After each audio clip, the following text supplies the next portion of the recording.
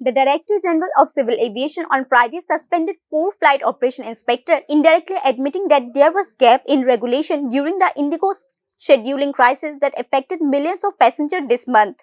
At the same time, the troubled airline chief appeared before the regulator for second consecutive day. This flight operations inspector are senior officials who are part of DGCA's regulatory and safety oversight system and are usually assigned to monitor airline operations. According to an official, the contract of these FOIs with the DGCA have been terminated in connection with the recent Indigo crisis as per order dated 11 December. The action came amid mounting criticism of the airline and the government's handling of the crisis that saw thousands of scrapped flights, millions of stranded passengers, and airport overflowing with misdirected pieces of baggage since December 2.